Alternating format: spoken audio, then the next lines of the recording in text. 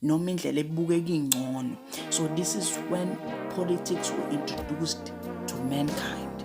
It is when i-definition of a leader was changed. Washintsha indlela i-leader kumele ibhekwe. Angithi i-leader ngiye ngasho ukuthi isifundisiwe ukuthi ihola kanjani nation and yona ikherisha i-basic idea of the original surname. So if abantu sebengasayithandi-ke le basic idea ngaleso sikhathi sebezothola lo yedwa ozobamela, what do? They all go against yena. Mhlawumbe basafoma ngisho war.